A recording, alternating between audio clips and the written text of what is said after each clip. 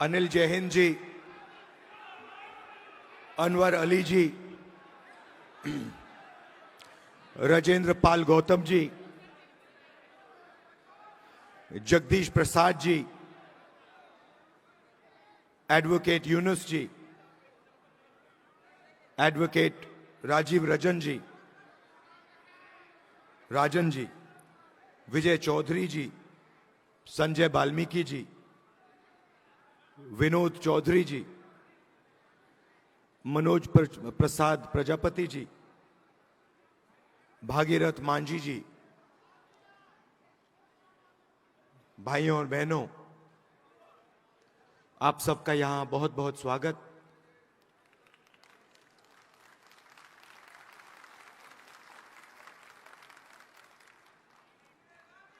मैं आपके भाषण सुन रहा था।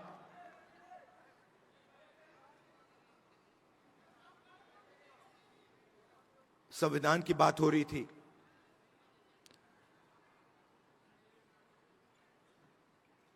और जब हम इस किताब को देखते हैं, दिखाइए जरा अपना संविधान।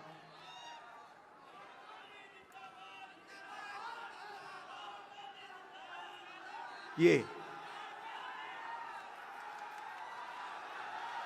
देखिए,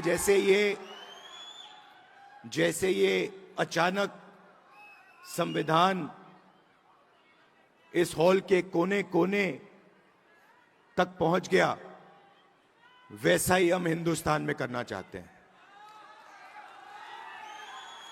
मगर हमारे लिए ये सिर्फ एक किताब नहीं है।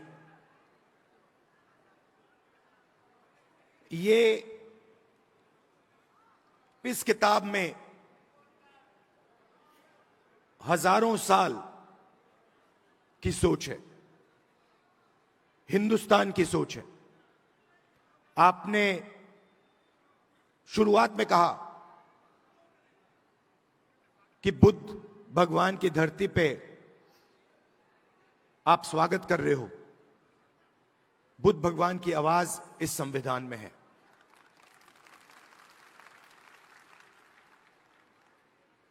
और हर स्टेट में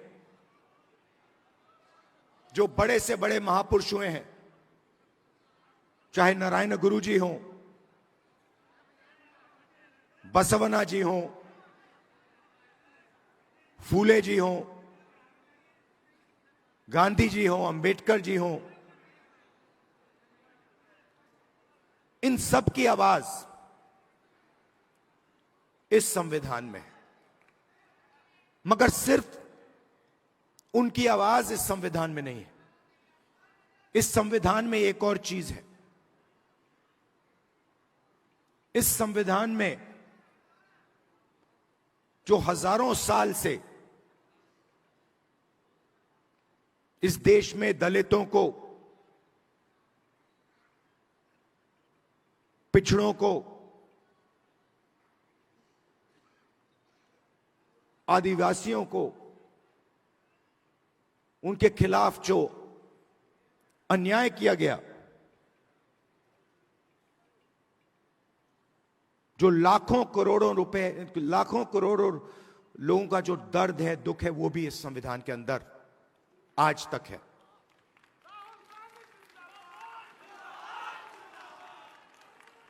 और इस संविधान ने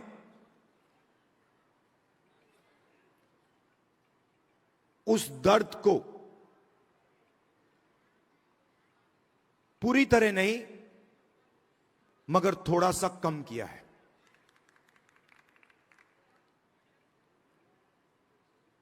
आज मैं यहां जब आ रहा था,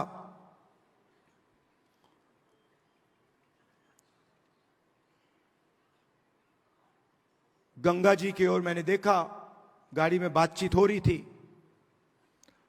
और मैं सोच रहा था कि ये लगती तो एक नदी है,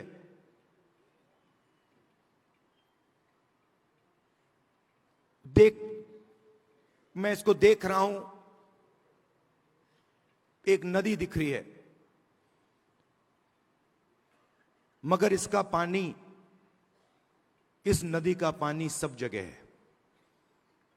अगर आपने आज सुबह पानी पिया तो वो आपके अंदर है, आपके खून में है। अगर आपने आज सुबह रोटी खाई तो उस रोटी में था। वैसे ही ये इस संविधान का विजन वही था। हम चाहते थे कि जैसे गंगा का पानी सब जगह जाता है, वैसे ही विजन था कि इस संविधान की जो सोच है वो हिंदुस्तान के कोने कोने में, हिंदुस्तान के हर व्यक्ति के अंदर, हर संस्था के अंदर जैसे गंगा का पानी जाता है वैसे जाए।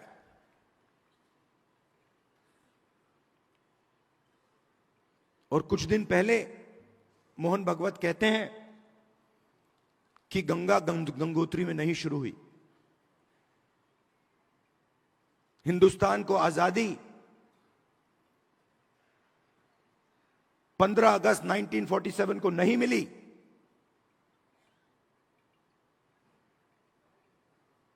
बाद में मिली। तो अगर मोहन भागवत कह रहे हैं कि 15 अगस्त 1947 को आजादी नहीं मिली, तो वो इसको नकार रहे हैं। वो कह रहे हैं, खुले स्टेज में कह रहे हैं कि इस किताब में जो सोच है उसका हिंदुस्तान के लिए कोई मतलब नहीं है।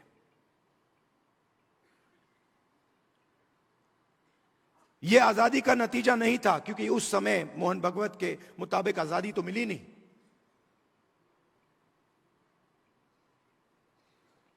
और इसकी सोच को, अंबेडकर जी की सोच को, गांधी जी की सोच को, बुद्ध भगवान की सोच को, फूले जी को सोच को वो मिटाने लगे हैं। हिंदुस्तान की हर संस्था से, हर इंस्टीट्यूशन से, फाइनेंशियल सिस्टम से, इकोनॉमिक सिस्टम से, पॉलिटिकल सिस्टम से, सोशल स्ट्रक्चर से मिटा रहे हैं उसको। आप मुझे बताओ, इस किताब में कहां लिखा है कि हिंदुस्तान का पूरा धन 2-3 आदमियों के हाथ में जाना चाहिए? कहां लिखा है इस किताब में?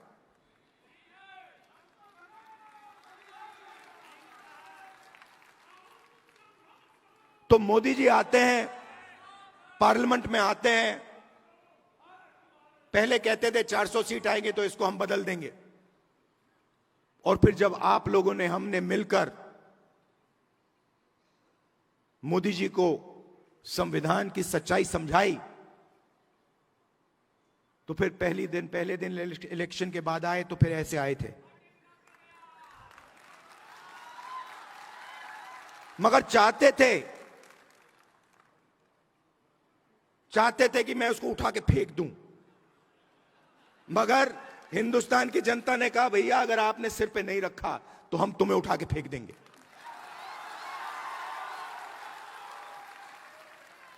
तो इसलिए प्रधानमंत्री ने इसको यहां रखा, मत्था टेका, अंदर चले गए और फिर अपना काम फिर से शुरू कर दिया। मैं आपको 2-3 आंकड़े देना चाहता हूं।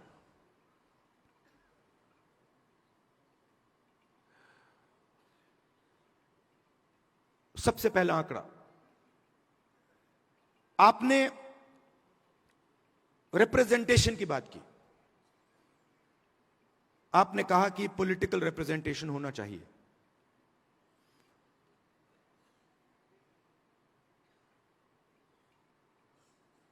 आज के हिंदुस्तान में एमएलए के पास, मेंबर ऑफ पार्लियामेंट के पास कोई पावर नहीं है। मैं मिलता हूं लोकसभा में बीजेपी के पिछड़े वर्ग के एमपी से, दलित एमपी से, आदिवासी मेंबर ऑफ पार्लियामेंट से। वो मुझे कहते हैं, भैया हमें पिंजरे में बंद कर यहां टांग रखा है।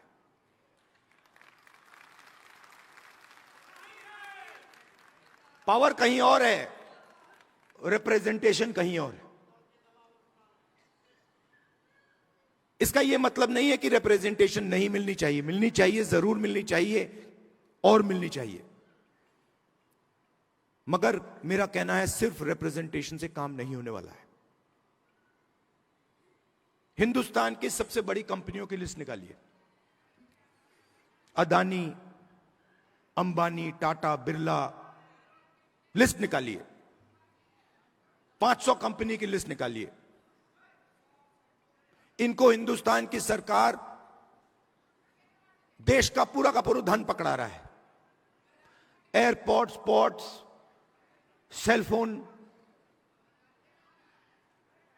सारा का सारा धन इन 500 लोगों को पकड़ाया जा रहा है। और मैं आपसे पूछना चाहता हूं, इन 500 लोगों में से, इन 500 कंपनी के मालिक में से आप मुझे एक पिछड़ा वर्ग का व्यक्ति का नाम बता दो। एक दलित, एक आदिवासी का नाम आप मुझे बता दो। आपको एक नाम नहीं मिलेगा।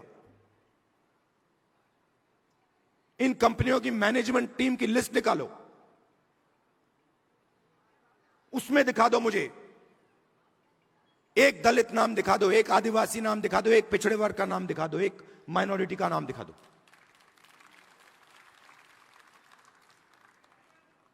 मीडिया में देखिए, एंकर्स की लिस्ट निकालिए, मालिकों की लिस्ट निकालिए। 20-25 कंपनियां, मीडिया की कंपनियां पूरा नैरेटिव बनाती हैं, हिंदुस्तान का नैरेटिव बनाती हैं। उसमें किसान की कभी बात नहीं होगी, पिछड़ों की कभी बात नहीं होगी, दलितों की बात नहीं होगी, मजदूर की बात नहीं होगी।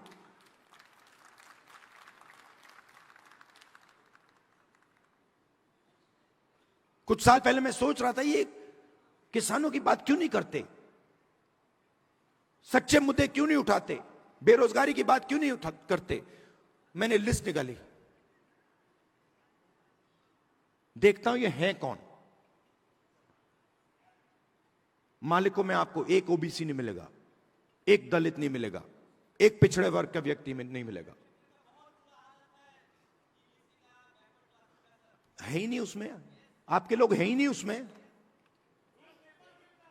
आप प्राइवेटाइजेशन की बात होती है, आप मुझे बताओ कौन सी प्राइवेट कंपनी में दलित, आदिवासी, पिछड़े वर्ग के लोग मालिक हैं, मुझे बताओ।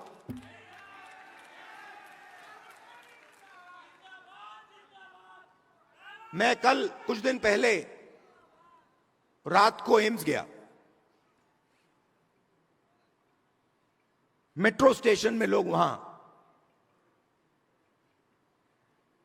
600-700 लोग लेटे हुए हैं। किसी को कैंसर हुआ है, दिल की बीमारी है, वाल्व नहीं काम कर रहा, सांस नहीं ले पा रहे हैं, टॉयलेट नहीं वहां पे, खाने को नहीं है, प्राइवेट अस्पताल में जा नहीं सकते।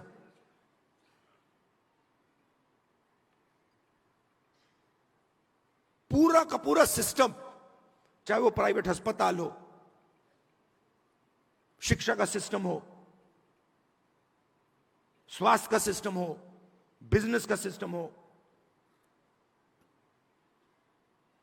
आपके लोग हैं ही नहीं उसमें। आपने लड़ाई लड़ी, बहुत अच्छी लड़ाई लड़ी, और राजनीतिक रिप्रेजेंटेशन आपने पा लिया। मगर अगर मैं आपको सच्चाई बताऊं तो आपको सत्ता कहीं नहीं मिली। क्योंकि हुआ क्या, जब इन लोगों को पता लगा कि पिछड़ा वर्ग, दलित ये रिप्रेजेंटेशन ले रहे हैं,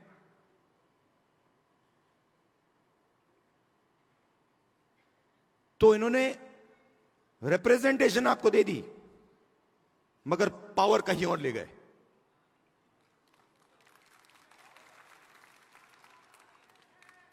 पावर कहां गई? पावर अदानी अंबानी, पावर आरएसएस, हर संस्था में अपने लोगों को डाल देते हैं। मैंने लिस्ट बनाई, आरएसएस के जो अपॉइंटीज हैं, हजारों अपॉइंटीज होते हैं सरकार में, बोर्ड, कॉर्पोरेशन, गवर्नर, हजारों होते हैं। मैंने लिस्ट निकाली, ये आरएसएस सत्ता के सिस्टम में किसको डाल रहा है। उसमें आपको एक पिछड़े वर्ग का नहीं मिलेगा, एक दलित नहीं मिलेगा, एक आदिवासी नहीं मिलेगा।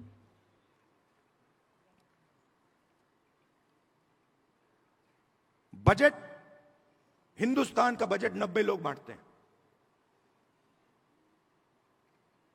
एमपी एमएलए बजट नहीं बांटते। जो धन है वो 90 अफसर बांटते हैं, secretary to government of India. मैंने लिस्ट निकाली, ये है कौन? आपकी आबादी, पिछड़े वर्ग की आबादी 50% है, कम से कम। कोई जानता नहीं है। आज तक कोई यह नहीं कह सकता कि गारंटी कह के मैं कह रहा हूं कि भैया 50% है। यह कह सकते हैं कि हां 50%, कम से कम 50 है, 50 से 55 भी हो सकती है, 60 भी हो सकती है, पता नहीं, मगर 50 से कम नहीं है। दलितों की 15%, आदिवासियों की 8%।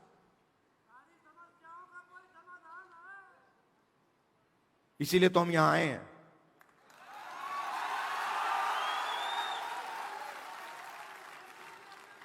तो तकरीबन 90% दलित, आदिवासी, पिछड़े वर्ग के लोग माइनॉरिटी हैं।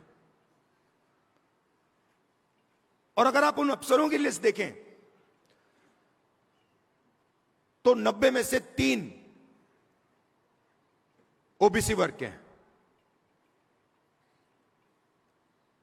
आपकी आबादी 50%, 90 में से 3 आपके। और अगर हिंदुस्तान की सरकार 100 रुपए खर्च करती है बजट में, 100 रुपए बांटती है, तो ओबीसी अफसर 5 रुपए का निर्णय लेते हैं। आबादी 50%, बजट में भागीदारी 5%। दलित 15%, उनके भी 3 अफसर, 100 रुपए बंटते हैं, 1 रुपया उनका अफसर निर्णय लेता है, 1 रुपए का। आदिवासी 8%, 8% आबादी, 100 रुपए में से 10 पैसे की भागीदारी। तो अब आप सब मिला लो, सब मिलाकर 100 रुपए में से 6 रुपए 10 पैसे का निर्णय आप लोग लेते हो। माइनॉरिटी भी उसमें ही है, वो भी उसी में है। तो आपकी भागीदारी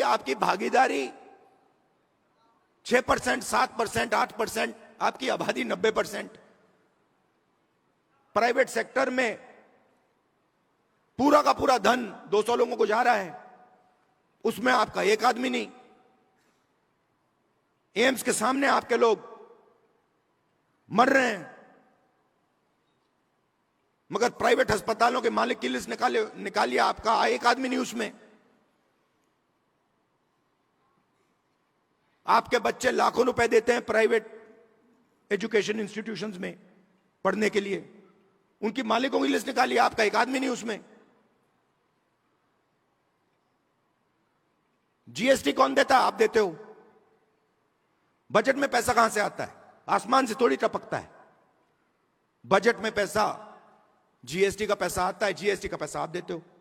जितना पैसा अदानी, अगर अदानी शर्ट खरीदेगा, यही शर्ट जो आपने पहन रखी है, अगर वो यही शर्ट खरीदेगा, जितना टैक्स आप दोगे उतना टैक्स वो देगा।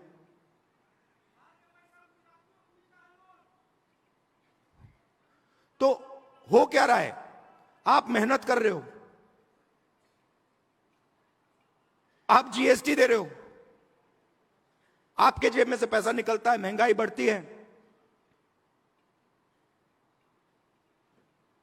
आपका पैसा कहां जाता है?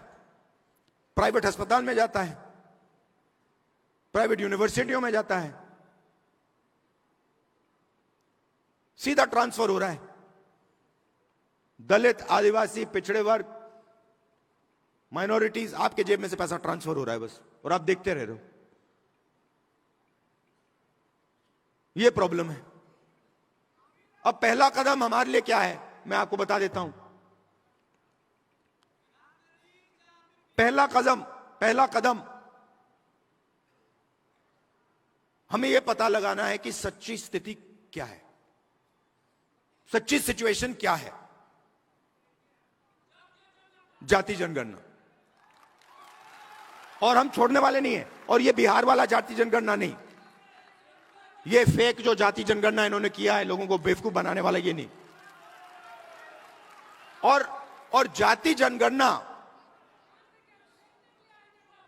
जनगणना के बाद आप क्या एक्शन लेंगे वो सबसे जरूरी है। जाति जनगणना क्या है? जाति जनगणना एक्सरे जैसा है। किसी को चोट लगती है, डॉक्टर के पास जाता है, कहते हैं डॉक्टर मेरे हाथ में दर्द है। डॉक्टर एक्सरे करता है, कहता है हां हाथ टूटा हुआ है। तो जाति जनगणना एक्सरे, एमआरआई जैसी चीज है। उससे दूध का दूध, पानी का पानी हो जाएगा। सबको पता लग जाएगा हमारी आबादी इतनी है, भागीदारी इतनी है। मगर उसके बाद जाति जनगणना के बेसिस पे पॉलिसी बननी चाहिए। तो हमारा विजन क्या है कि हिंदुस्तान का पूरा जो सिस्टम है जो कोलैप्स कर रहा है, क्यों कोलैप्स कर रहा है? क्योंकि अन्याय है। गरीब लोगों के पास रोजगार नहीं है, किसान को सही आमदनी नहीं मिलती,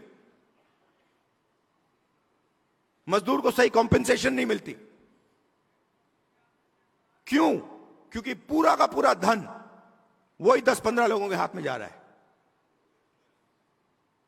तो एक बार जाति जनगणना होगा, हमें पता लग जाएगा कि किसकी कितनी आबादी है और हिंदुस्तान के सिस्टम में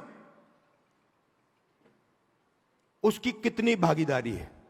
प्राइवेट अस्पतालों में कितनी भागीदारी है, कॉलेजेस यूनिवर्सिटीज में कितनी भागीदारी है, मीडिया में कितनी भागीदारी है, कॉर्पोरेट इंडिया में कितनी भागीदारी है, ब्यूरोक्रेसी में कितनी भागीदारी है। और उसके बाद हम सही प्रकार से विकास की बात कर पाएंगे। बिना जाति जनगणना विकास की सही तरीके से बात नहीं की जा सकती है। तो इसीलिए मैंने पार्लियामेंट हाउस में कहा है, साफ कहा है कि चाहे कुछ भी हो जाए, मोदी जी के सामने मैंने कहा है, चाहे कुछ भी हो जाए, कांग्रेस पार्टी इसी लोकसभा में और राज्यसभा में जाति जनगणना आपके मुंह के सामने पास करेगी।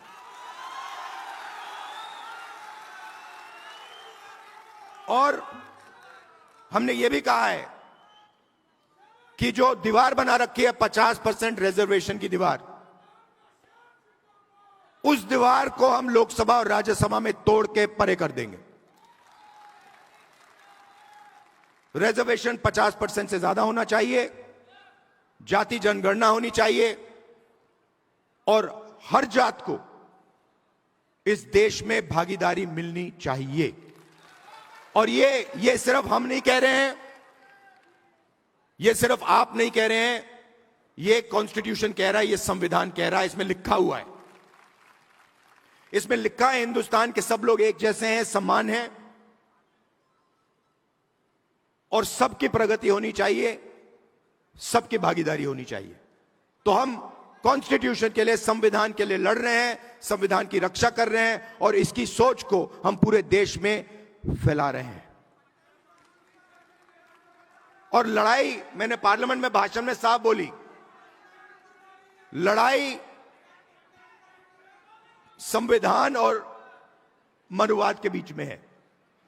एक तरफ समानता, एकता, दूसरी तरफ नफरत और हिंसा। और मैं ये आपसे कहने आया हूं जो आपने कहा कि राजनीतिक नुकसान होगा तो भी मैं ये काम करूंगा, मुझे कोई फर्क नहीं पड़ता है।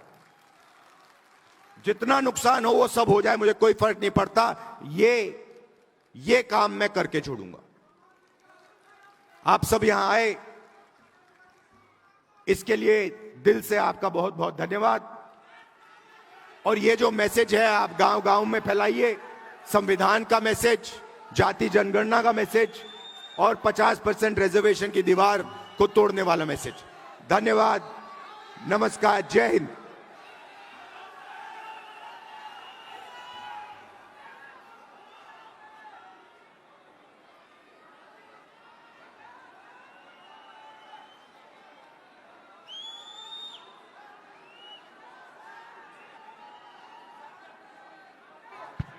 हेलो साथियों, अभी नेशनल एंथम होगा, उससे पहले vote of thanks. Vote of thanks के लिए एडवोकेट कासिफ यूनुस जी आएंगे, वोट ऑफ थैंक्स करेंगे और उसके बाद नेशनल एंथम होगा। बहुत बहुत शुक्रिया दोस्तों, धन्यवाद उस संविधान का जिसके कारण हम सब यहाँ जमा हुए। बाबा साहब अंबेडकर और संविधान सभा के तमाम उन नायकों का धन्यवाद जिनके कारण आज ये प्रजातंत्र इस देश में चल रहा है। धन्यवाद आधुनिक भारत के निर्माता जवाहरलाल नेहरू का, जिन्होंने इस संविधान को और समाजवाद को धरातल पर उतारा। आप लोग बैठ जाइए, राष्ट्रगान भी होना है, आप लोग जरा बैठ जाइए। आप लोग बैठ जाइए, राष्ट्रगान होना है, राष्ट्रगान का सम्मान करिए, बैठ जाइए सब लोग जो आगे आए हुए हैं।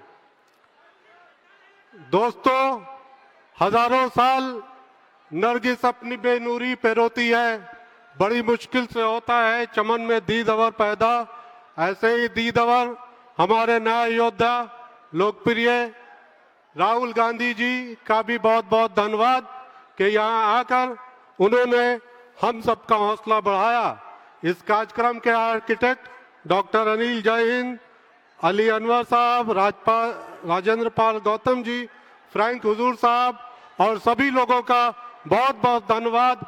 धन्यवाद बिहार के कोने कोने से आए हुए उन तमाम न्याय योद्धाओं का जो संविधान को अपनी सड़कों पे, गलियों पे, शहरों में बचाते हैं। जय भीम, जय संविधान, जय भारत। सभी साथी अपने स्थान पर खड़े होंगे नेशनल एंथम के लिए।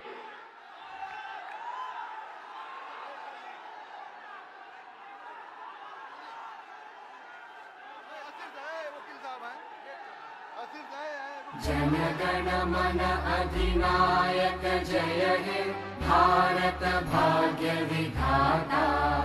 पंजाब सिंध गुजरात मराठा द्राविड़ उत्कल बंगा।